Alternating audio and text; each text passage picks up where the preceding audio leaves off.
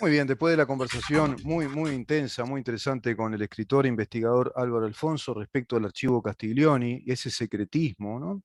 De dónde está el archivo Castiglioni. Si seguimos así, vamos a ir preguntando, ¿existe el archivo Castiglioni? Y después, si seguimos así, se podrá preguntar, ¿te acordás que se hablaba de un archivo Castiglioni? Es impresionante, ¿no? Yo creo, ni en Estados Unidos, este tipo de secretismo parece un gran secreto de Estado, como decía Álvaro Alfonso, donde se ve que hay planes organizados muy importantes que tienen repercusión en los Estados Unidos, estarán vinculados a Kennedy, a los misiles en Cuba en aquella época, al asesinato de Kennedy, y que sabe cuántas cosas más, y desenlaces de pronto de redes importantes de espionaje, no sé, porque es impresionante lo que se cuida ese archivo Castiglioni. ¿Cómo te va, Diego? Muy bien, ¿Cómo estás? bien, bien.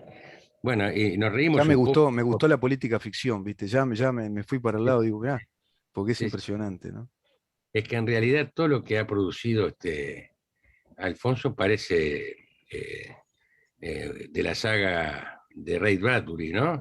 La- Todo sucede lejos, y es producto de la imaginación frondosa de este periodista e investigador que lleva ya tantísimos años dando vueltas en la noria, ¿no? sí. Eh, 15 libros publicó Álvaro Alfonso investigando todo ese proceso complejo histórico del país, ¿no? y El aún así, periodo del terrorismo en el Uruguay, periodos de toda esa subversión, de Guerra Fría, fines de los 50, 60, ujú, toda la dictadura, ¿no? Atraviesa su investigación y post-dictadura, ¿no? Todas las negociaciones posteriores, la ley de amnistía, la ley de caducidad, los efectos que eso trajo, y todos estos secretismos que se mantienen hasta la fecha, ¿no? Como sí. el archivo Berruti, el archivo Castiglioni, y se sigue en la noria, como tú decís, se sigue dando vueltas, y tres personas manejan esto. Es muy Son, loco, es muy loco, son como los tres custodios de una novela, ¿no? Que quedan a cargo de este parecen el legado. llavero de Matrix, ¿te acordás del llavero? Sí, El sí, sí, cerrajero sí, que tenía la llave de las sí, sí, distintas sí, dimensiones del es programa. muy loco, pero así, en fin, así Mm. las cosas no son hechos aislados, Rubén, todo tiene que ver con todo, y de alguna manera se vincula con este plan que va desarmándose lentamente, va desplegándose lentamente, que consiste en generar las condiciones para una realidad que además uno no entiende por qué no se presenta de buenas a primeras Mm. con el poderío, la presencia que tiene la izquierda en estos momentos en la sociedad uruguaya, cómo no se presenta más claramente el proyecto. Apelar a todas estas cosas desgasta, cansa, de alguna manera abruma, porque yo pienso en esto del archivo Castiglioni, pienso en el proyecto de ley que presentó una legisladora del Partido Nacional, con la cuota de género, llevándola al 50%. Pienso en lo que sucede con la justicia, violaciones sistemáticas La si, tenencia compartida detenida, claro, ¿no? es más, yo te diría Que que Ciudadanos no está de acuerdo, por ejemplo, si, ¿no? si estuviéramos relatando un partido de fútbol, te diría que estas no son las faltas graves, pero son las faltas que desgastan, que van Sí. lastimando, que van erosionando, Mm. y que tienen por finalidad, primero, dejarnos sin punteros, cosa que ya parece han logrado, y luego por desgastar a una defensa que cada vez tiene menos ánimo para enfrentar una realidad que llama la atención porque tenemos espejos Mm. en el territorio que nos están contando las Mm. cosas que pasan. Tenemos la Argentina, tenemos Chile, Sí. tenemos Brasil, sociedades que ya han vivido lo que aquí estamos viviendo ahora. Y que de alguna manera, Fíjate, Diego, disculpa que te corte, pero sí, fíjate cómo están todas estos lazos internacionales de esta geopolítica que muestra su rostro, su muy feo rostro desde ese eje del mal, ¿no? Que en el Reino Unido, el espionaje del Reino Unido, el MI6, en conjunción con la Mossad, descubren 50 espías cibernéticos chinos que fueron expulsados del país. A su vez, un agente del Mossad que vive en Uruguay, que es uruguayo, descubre lo de este avión de Emrasur y son los que envían los informes al FBI y a su vez viene el informe para la inteligencia paraguaya y se le emite a la inteligencia uruguaya de la peligrosidad de ese avión iraní. Tuvimos al borde de haber tenido algún atentado, porque venían con esos propósitos de perpetrar, dejar las bases para futuros atentados terroristas. Ese avión que después desembarca en Argentina. Como tú decís, Argentina con un régimen populista, kirchnerista, ese camporismo afiliado al Foro de San Pablo, que se abrazó al modelo de una economía socialista que descalabró la Argentina, que está en una hiperinflación, que es que muchos argentinos se están pensando en irse, aún los que pueden irse, porque tienen un año y medio largo, ¿no? Para esperar el cambio político. Muy- es muy En complicado. Colombia está Petros, que viene ahora, ¿no? En Chile, Boris. Fíjate que ahora se reunió con Boris. ¿Cómo viaja este muchacho? ¿Cómo viaja Fernando Pereira? Debe tener plata el tipo, ¿no? Porque viste que fue a España. En España estuvo con Pablo Iglesias. Habló con Pablo Iglesias, líder de Podemos, el nieto del fundador del Partido Marxista, el Partido Socialista Obrero Español, que se llamaba igual que el nieto, Pablo Iglesias. Fue el vicepresidente de España, ¿te acordás? Después lo corrió Sánchez, le dijo, vos te conviene tirarte a la gobernación de Madrid, lo tiró por un costado y era imposible que le ganara a Casuso, ¿no? A esta mujer de Madrid. Bueno, pierde. Y ahora está armando otra vez la embestida de este marxismo populista chavista. Él es devoto del chavismo, Pablo Iglesias. Y vino acá a dar una conferencia al Galpón, al Teatro del Galpón. Y ahora está este hombre que hizo todas esas combinaciones, esas relaciones públicas políticas, como presidente del Frente Amplio, está hablando con Boric. ¿Qué quiero decir con esto? Que el equipo contrario está trabajando a todo lo que da y hay un plan organizado internacionalmente y saben a dónde quieren ir y saben qué es lo que quieren lograr. Y desgastaron ya los punteros, los delanteros, penetran por todos lados, la defensa está bastante cansada porque ingresan con mucha infracción y tienen acumulación de amarillas, ya que vamos a la metáfora futbolera, tendrían que tener acumulación de tarjetas amarillas, por lo que tú decís, que son esas faltas no muy graves, pero que pegan, raspan, como dicen los argentinos, los relatores, raspan otra vez, meten codazos. Che, no sale una amarilla porque por acumulación de faltas, ¿viste? Hay acumulación de faltas. El reglamento futbolístico dice que cuando un equipo acumula faltas, el primero que vuelva a pegar se le saca la amarilla aunque no haya pegado nunca. Sí, pero mira, tu equipo lo tiene como una estrategia ya. Y como entonces es una estrategia pegar, por acumulación de falta viene una tarjeta amarilla. Acá hay una acumulación de faltas impresionante a nivel de la institución del Estado, y de parte de la coalición de gobierno vemos que no sacan muchas tarjetas amarillas, ¿viste? No se No, no, sacan no, muchas tarjetas. no la tienen. Y de hecho, Rubén, si me permitís, yo te invito, tú que sos tan estudioso, a revisar con tiempo y preocupación lo que es este proyecto de rendición de cuentas que comienza a tratarse por estos días. Y allí vamos a ver una genuina preocupación por temas económicos que hay que leer con calma, porque uno percibe que hay una distorsión o hay una realidad paralela a la que estamos viviendo nosotros. Este proyecto de rendición de alguna manera consagra la inoperancia de una coalición que no aborda ninguna de las áreas que hoy demandan, piden a gritos una intervención, una auténtica revolución conceptual y práctica, ninguna se insinúa. Todos los temas pasan por atender situaciones muy puntuales, tal vez yo diría demasiado puntuales, con lo que uno inevitablemente comienza a pensar en lo que se vivió en nuestra sociedad en los años 58, 59, 60. Me resulta inevitable pensar en el gobierno blanco de la época, donde uno descubre que comienza a desarmarse el Estado uruguayo o comienza a ser procesado de una manera que favorece, fagocita esta situación de desconformidad permanente, lo que en el barrio se llamaba alimentar a las fieras. Claro. Con lo cual, insisto en el concepto que manejamos la semana pasada, algo huele mal en la banda oriental, porque tú fíjate que remiendos para la educación, remiendos para la justicia, remiendos aquí, remiendos allá, el poco tiempo que le queda a esta coalición no está canalizado en eliminar, extirpar ninguna de las raíces de este bosque pernicioso que nos viene comiendo territorio, ¿no? Con lo cual, pensar en el derrotero del amigo Pereira supone pensar en que nada es casual y que todo sigue de alguna manera este plan en el cual sí o sí nos veremos envueltos en esta telaraña continental que va a contramano de la historia. Yo tengo la idea gráfica, que es la que me ayuda a visualizar las cosas de esa realidad que es la misma para todos, pero que gira a distintas velocidades en distintas partes. Mm. Tú fíjate que el retroceso de la derecha aquí en Latinoamérica parece ser importante. Y al mismo tiempo en Europa y en el resto del mundo el proceso es a la inversa.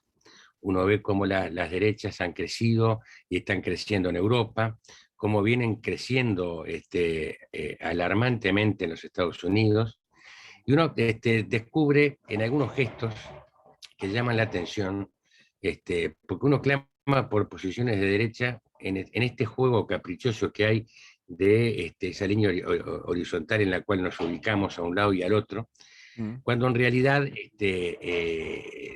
todo termina ubicándose en el mismo lugar. La gestión del amigo Boric va camino hacia un endurecimiento en las posiciones, Mm. aquello de conversar, transar y generar espacios para disidentes, desde el gobierno ya no es lo mismo, ¿verdad? Claro. Esto Y lo como comenzamos a ver ahora. se le trancó la constituyente, que pretenden ahí Claro. dar el golpe revolucionario, pero está trancado, él morigera el discurso, se plantea más moderado. Lentamente va virando. Lo mismo ya sucede desde el Vamos en Colombia. Mm. De alguna manera estas experiencias van Sí, significando que se acorten los plazos.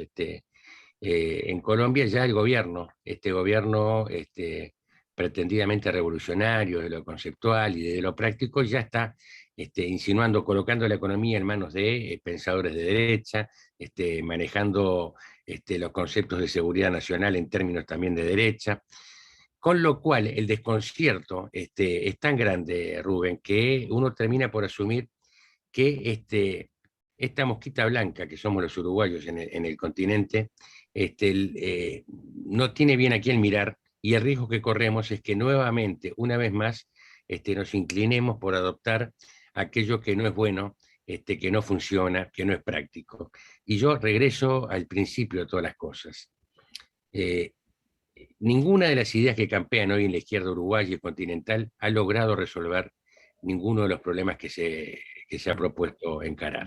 mm, mm. Y no es por falta de oportunidades, que las ha tenido. Las últimas 2 décadas han sido particularmente ricas en materia de experiencias, y nosotros lo que vemos es la consagración de la pobreza como herramienta, Mm. de la mezquindad intelectual como escenario, para imponer controles que a mí me rechina mucho tener que remitirme a la Agenda 2030, pero, ¿sabes? Cuando veo que mientras este proyecto de rendición de cuentas pierde la oportunidad de echarle mano a Mm. temas tan delicados como el de la educación, que ya no puede esperar más, Mm. que ya no resiste más, porque la solución definitiva a esta situación, a esta enfermedad de condescendencia en la que hemos caído todos, pasa por esa Que- auténtica Crear revolución. capital humano, crear capital humano. Entonces Claro. seguimos perdiendo tiempo, Mm. nosotros, y siguen ganándolo ellos, porque el capital humano que estamos construyendo, que estamos generando, Mm. es un capital humano que nace entregado, Mm. nace condenado a la entrega, al silencio, a la sumisión. Claro. Entonces, Rubén, si me preguntás, estoy muy preocupado. Mira, estuve el fin de semana, pude acceder al proyecto de ley, comencé a leerlo y realmente me llamó la atención.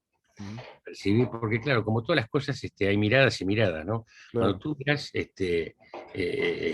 los temas elegidos por esta rendición para generar nuevas realidades, tú descubrís que se trata en todos los casos de situaciones muy puntuales, Ujú. insisto, curiosamente puntuales, Mm. singularmente puntuales, en las que uno descubre que el interés es mezquino, por lo menos, ¿no? Entonces digo, che, así las cosas, ese estufillo al que hago referencia constantemente, digo, che, esto no me gusta, está oliendo mal, yo no sé si quiero comer esto. En realidad, no se trata Sí, de sí, que sí, sí, tenga un te paladar entiendo. exquisito, sino de que, che, esto así como está, Sí, sí, sí. mal sazonado, mal condimentado, Y mira, eh, hay temas que realmente no se resolvieron, Diego, y tendría que haber sido temas. resueltos en los primeros 6 meses del gobierno. Si un Ujú. gobierno no resuelve temas claves, centrales del Estado, como tú decís, como para reencauzar el Estado en su funcionamiento republicano, ¿qué quiero decir con esto? Reencauzar el Estado de acuerdo a lo que la Constitución mandata que Sí, funcione. Por ejemplo, se tendría que haber restablecido el debido proceso con un cambio urgente, urgente, de ese Código de Proceso Penal para restablecer las garantías de un debido proceso a todos los orientales, a todos los uruguayos, con un juez natural de garantías, cosa que no se hizo, ¿no? Restablecer el funcionamiento del Poder Judicial de acuerdo a lo que dice la Constitución de la República a partir del artículo 15, por ejemplo. No se hizo. Estamos en un híbrido que no nos da garantías. Eso es tremendo. Se Bueno, tendría que haber legislado, por ejemplo, con urgencia, revisar todas las leyes inconstitucionales y que hayan sido derogadas, entre las cuales, por ejemplo, está el mamarracho de la ley que ha creado la Fiscalía de Lesa Humanidad, por ejemplo, es una ley totalmente inconstitucional, tremenda. Ni que hablar que el otro tema era más difícil que lo tocara el gobierno porque está alineado a las políticas globalistas de género, porque las fiscalías de género también son inconstitucionales, sí, porque se puede argumentar perfectamente que es la creación de juzgados por comisión, ¿no? Es decir, se han creado nuevos delitos, delitos de género, y se han creado fiscalías para esos delitos. Además, pervirtiendo el principio de igualdad ante la ley. Acá no se claro, pueden proteger derechos por condición de género o condición racial o lo que fuere, o socioeconómica. Si no, vamos a terminar también por condición socioeconómica, como dice John Rawls, ¿viste? Que la verdadera justicia, la igualdad ante la ley es la que establece el reconocimiento de las desigualdades socioeconómicas. Eso dice el gran teórico marxista progresista desde los Estados Unidos. Es decir, hay una embestida baguala respecto a estos temas en todas las áreas. La revolución cultural marxista, ¿no? El marxismo cultural es eso. Bueno, eso evidentemente nos está demostrando que el gobierno no vino con esa voluntad. Yo creo que ni lo tenía pensado directamente, no pensó para todos esos temas. Ahí hubiera sido, para mí, hubiera sido un peaje muy válido, en todo caso, desde el punto de vista político, el referéndum a la ley de urgente consideración. Porque si hubiera incluido todos estos temas, que hubiera resuelto pacificar el país en un montón de aspectos y hubiera resuelto ordenar el país, ordenar la casa, que es uno de los aspectos de la macroeconomía inclusive, como el tema funcionarios públicos, como el tema de los funcionarios públicos adaptados a la función y no la función del funcionario público, el control del rendimiento y idoneidad, el despido por el incumplimiento de la función pública, hasta haber creado una escuela de formación de funcionarios públicos como está la EMA en Francia. Nada de eso se hizo. Poca idea, no, diría Pichetto, no corre ni una gotita de idea propia de que haya circunstanciado de otra manera el proceso político uruguayo y que se hubiera llegado con verdadera fuerza a provocar un cambio institucional a partir de un referéndum, porque ellos hubieran hecho lo mismo, porque ellos siempre tienen el mismo discurso, el mismo relato y no piensan de otra manera, no tienen plan B. Hubieran ido a hacer lo mismo que hicieron. Hubieran ido a un referéndum y hubieran planteado que se perjudicaban los empleos públicos, que se perjudicaba la clase trabajadora, que venía una embestida restauradora neoliberal que iba a concentrar riquezas en los privados. Iban a decir lo mismo que dijeron, pero hubiera valido la pena el peaje, porque imagínate si el pueblo uruguayo hubiera ratificado a esa LUC, que lo hubiera hecho, estoy seguro, por un 2,6% como se ratificó la LUC, si hubiera reinstitucionalizado el país. sí, Lo sí, habrían sí, logrado desde el sistema político, porque no podemos esperar de la población por lo que tú decís, porque tenemos generaciones y generaciones ya mutiladas por el estropicio educativo que ellos pergeñaron durante 15 años. No podemos esperar de nuevas generaciones de votantes que tengan esa capacidad de raciocinio para tener un voto muy bien ponderado y elegido. Estamos realmente en manos de Dios, no estamos en manos de la democracia hoy. Y lamentablemente este gobierno no vino a blindar esa reinstitucionalización del país para reencauzarlo realmente. Y haber sido, sí, efectivamente en los hechos, una vanguardia, esa mosca blanca en el continente, que de todas maneras se la ve como la mosca blanca, pero claro. coincido contigo que esa mosca blanca, que es verdad, en términos comparativos somos un lujo, en términos de la región, déjame Uruguay, me quedo acá tranquilo y ondeo la bandera, pero esa bandera ondearía mucho más libre, Ujú. más brillante, si se hubiera reinstitucionalizado el país, porque los hechos irían demostrando que sí, que el país está a la vanguardia. Hubiera reencauzado la vida republicana y el Estado de Derecho según los preceptos de nuestra Constitución y de la civilización occidental. Hubiera sido increíble esa experiencia, pero no estuvo a la altura esto. No No, estuvo a la no, altura. no, todo lo contrario, te diré más bien, hay una actitud de entrega de este gobierno que uno de los principales ingredientes para este tufo que tiene tan particular lo que se viene cocinando aquí en la banda oriental, está precisamente en la actitud prescindente de la coalición de gobierno con respecto a los temas medulares. Si tú miras la acción de gobierno, es toda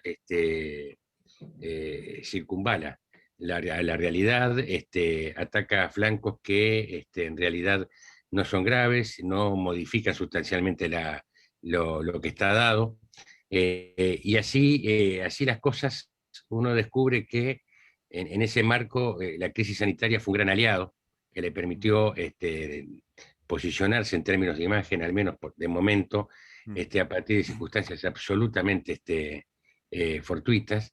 mm. Y no es casualidad que en este tramo que nos queda, la segunda parte del tiempo dedicado a la gestión, uno perciba los reales puntos de interés que tiene la coalición, que pasan, reitero, por otro lado. Entonces, así las cosas, Diego, a ver si uno... estás de acuerdo conmigo en esto. Y quedo en ese punto que tú dijiste. El gobierno tuvo la oportunidad histórica de hacer lo que un gobierno tiene que hacer cuando después se lo evalúa como un buen gobierno o se lo puede evaluar como un mal gobierno. Un buen gobierno es el gobierno que se ocupa de lo urgente, pero también se ocupa de lo importante, que no es lo mismo. Y Ujú. un mal gobierno es un gobierno que no se ocupa ni de lo urgente ni de lo importante. Ahora puede haber un gobierno a medias, un gobierno que no es muy bueno, es bueno en algún aspecto y es malo en el otro, que se ocupe de lo urgente, se ocupó de lo urgente que fue lo fortuito, la pandemia, se ocupó, digamos, muy bien, podemos decir, se ocupó muy bien de la pandemia, ahí ganó mucha imagen pública, pero no se ocupó de lo importante que tenía que hacer. Y cuando no se ocupa de lo importante, eso importante, al paso del tiempo, no mucho tiempo, pasa a ser urgente y Claro. nos deja urgencias por resolver. Y esa ley de urgente consideración tendría que haber tratado estos temas como urgentes. Sí, sí, pero no, ni siquiera los considero. No lo considero. Entonces ya yo te diré en tren de ser prácticos, porque la vida te lleva a eso, Sí, Rubén. sí. Lo que yo vivo exhortando a quien me quiere escuchar es a comenzar a trabajar ya, adelantarnos a las circunstancias, hacer un gran bypass y comenzar ya a trabajar en una próxima elección, en la que de una vez por todas debemos elegir ya el papel de los partidos políticos es cada vez más relativo. Mm. Hay que comenzar a trabajar en pos de una idea superadora, que nos permita encontrar a los líderes, que quiero creer que están por allí dormidos, entretenidos o latentes, capaces de colocar a nuestro país en órbita. Y cuando digo en órbita, digo, che, en la atención de los temas prácticos, porque cada vez más la lucha deja de ser ideológica para tornarse en algo práctico. Mm. Porque cuando tú ves la secuencia, el arco de tiempo, los últimos 30, 40 años, la principal característica, aquella que llama la atención, es la erupción de la izquierda, el acceso de la izquierda al poder. Y uno no percibió, hoy, con la mirada tranquila y serena, uno no percibe grandes transformaciones a partir de este cambio. De hecho, en los temas sustanciales, el país ha venido funcionando con piloto automático Sí. en materia económica. Lo que sí percibimos, digo lo económico porque allí es donde generalmente se articula todo lo demás. El gran trabajo de la izquierda, que ha contado con el apoyo por omisión del centro y de la derecha, ha sido en el tema educativo, en el tema cultural. Desmontar todo eso ahora No, resulta una quijotada, no. que la única manera de entrarle, Rubén, es trabajando a partir de los problemas prácticos, Mm. que es donde falla la izquierda, que es donde curiosamente la izquierda no da respuestas, porque la pobreza, la falta de empleo, el sino de una sociedad que no termina de asumirse agroindustrial, Exacto. industrial, comercial, financiera, este, De más apertura de mercados, hace imposible que tú ah, puedas articular nada, Rubén. claro, Si claro, tú no tenés, si claro. tú cada vez que enfrentás el programa no tenés claro si vas a hacer un programa de política, de literatura, de deportes, Claro. Es muy Y difícil, es muy difícil. Y es muy además eso, difícil, viste, ¿verdad? que enlaza muchos temas centrales a resolver. Por ejemplo, eso que tú decís, ordenar el concepto macroeconómico del Estado, decir, bueno, ¿para dónde va a ir el Estado? ¿Qué Estado queremos? ¿Que queremos un Estado resolviendo ese sino? ¿Queremos un Estado agroindustrial, un Estado productivo, con apertura de mercado, con un sinceramiento de una economía cada vez más liberal, más capitalista, racional, fortalecer el ámbito privado y entramarlo fuertemente? ¿O queremos este estado de planes, este estado asistencialista, este estado burocrático? Bueno, ahí tenés un gran componente distorsivo que hay que resolver, que es el sindicalismo, inclusive el sindicalismo planteado en este régimen de negociaciones colectivas con consejo de salarios. Eso se lo tendría que haber desactivado. Hubiera sido el momento, aquel momento. Por eso ahora no soñemos más. Ya Sí, eso sí. no es Hoy, posible. nos están generando una nueva urgencia que va a Claro. reventar mañana o Sí, pasado. sí, sí. Es que el tema del sindicalismo tiene que ver con este estado de indefiniciones en el que vivimos. Porque en la medida que el poder, querido Rubén, el poder es un espacio que cuando lo ocupás tenés que ocuparlo. Ah, Aquí lo que estamos es transitándolo circunstancialmente. mm. Entonces tenemos un gobierno que parece que gobierna, pero que en realidad está limitado. Hay que ver, Mm. bueno, el caso argentino tiene Está otras gestionando un vertientes, Estado, otras explicaciones. está gestionando un híbrido de un Estado populista entremezclado con un Estado republicano, lo que nos queda del Estado de Derecho Sí, sí, republicano, ¿no? sí. Es ese híbrido. Ahora, Entonces, ojo que viene la paradoja argentina, ¿eh? sí, Viene la gran claro. paradoja argentina. Viste que dan los datos, las cifras. Milei es el que más da en las encuestas, da muy alto. Hay una Ujú. esperanza ahí liberal importante. Inclusive en Juntos por el Cambio hay un cambio también de pensamiento. Yo le decía ayer a un amigo, viendo mucho canal argentino, ¿no? La Nación sobre todo, qué cantidad, digo, que hay, qué playa de economistas de altísimo nivel liberales, que acá no hay. Yo Sí, acá no escucho un economista que a la gente le explique, a excepción de Caumont, nuestro gran sí. economista, que está haciendo una patriada en este programa, no escuchás economistas que expliquen y hablen cómo funciona la economía, por qué el país está como está, por qué se va dando el atraso cambiario, por qué tenemos las reservas que tenemos, por qué hay un rango inversor, qué es la microeconomía, qué es la macroeconomía. Bueno, ya es todos los días que vos ya te vas acostumbrando, aprendés de economía y ya estás esperando más cosas. Eso es Uf. culturizar, eso es educar, tener una prensa también, ¿no? Un periodismo capacitado, preparado para instalar todo eso a nivel de los medios. Entonces, eso se va haciendo familiar, se va naturalizando en la población que ve ese tipo de insumo periodístico. Pero acá estamos huérfanos, es una sociedad huérfana de todo eso. Es No que se le está estamos, explicando cómo funciona el país. es que estamos enfermos de condescendencia, porque a mí me asusta la ausencia en la demanda. Porque tampoco que estemos reclamando mucho por estas cosas, ¿verdad? Estas son las cosas que pasan, yo disfruto mucho este encuentro semanal que tengo contigo, porque sos de las pocas personas con las que uno puede hablar de estas cosas. Quiero creer que a partir de nuestro diálogo alguien en la audiencia queda inquieto, preocupado, o le despertamos la necesidad de ir un poco más allá. La condescendencia nos ha enfermado, Rubén, porque Sí. el drama uruguayo es que las cosas mal que bien funcionan igual, mal que bien se parecen a algo, no nos conforman plenamente, pero no terminan de asfixiarnos. A mí lo que realmente me preocupa cuando miro el futuro es que percibo que ya no hay espacio para funcionar de esta manera, que el mundo está exigiendo a las naciones definiciones, determinaciones, que la globalización que tiene por finalidad, cuando uno escucha se asusta la idea de una sociedad universal en la que todos, independientemente del lugar en el que habitamos, estamos diseminados y ubicados por franjas, me Ujú. asusta. Y por momentos te confieso que me siento un dinosaurio cuando pienso en la necesidad de rescatar la región como valor cultural, de definirnos a partir de la región, a partir de la historia, a partir de las pautas culturales, ese conjunto de tradiciones y ritos que nos han traído hasta aquí.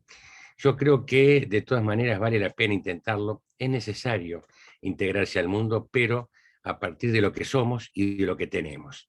Y entonces el gran drama, Rubén, es definir esas dos Claro, grandes cosas, qué claro, somos y qué es lo que tenemos. claro. Este, a mí me asusta mucho que estos discursos vengan guionados del exterior. Es que O que viene en vengan, en gran medida, viene, claro, sí. porque tú fijate el periplo insistente de la izquierda buscando el refugio en Latinoamérica. Los uruguayos no somos latinoamericanos.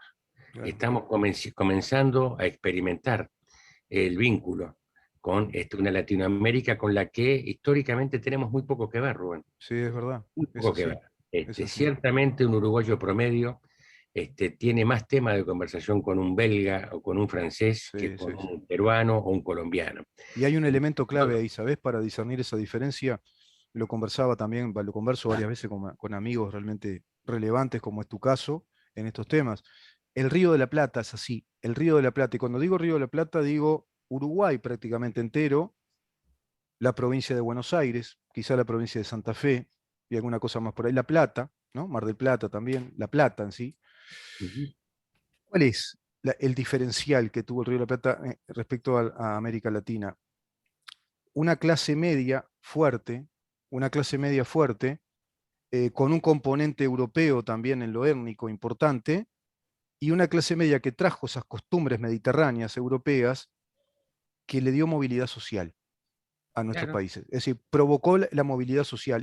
La clase media es la clase que naturalmente experimenta la necesidad de progresar, de crecer, de Ujú. invertir, de estudiar, de desarrollar una carrera universitaria, los padres que proyectan en sus hijos que mejoren. Esas son las clases medias. En el resto del continente no. El resto del continente estuvo compartimentado, bien fracturado entre oligarquías patricias nacionales y la masa, la plebe, sumergida en la pobreza, en una suerte de precapitalismo y una predemocracia, porque no tuvieron colchones de clases medias. Quizá en algún punto similar Venezuela en algún momento, pero el Río de la Plata es muy distinto, por esos componentes, creo yo. Y eso lo tiraron abajo. Estos modelos populistas de izquierda Claro. que introdujeron políticas de diseño económico, políticas de diseño, diseño para género, diseño para los barrios en las ciudades que ellos gobiernan, diseños de recursos económicos para lo inclusivo, y diseño para planes sociales. Los planes y planes y planes que van creciendo a través del ministerio que crearon, ¿no? El ministerio Claro. es Orwell, ¿no? Ministerio de Desarrollo Social, pero en verdad es el ministerio de la involución social, por ejemplo, ¿no?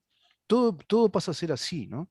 Y lo que decíamos contigo, ¿qué, qué tarea de recomposición enorme tiene el país? Porque es en lo educativo donde se puede trazar, digamos, el hilo conductor de la posibilidad de un cambio, de una salida restauradora de la República Democrática.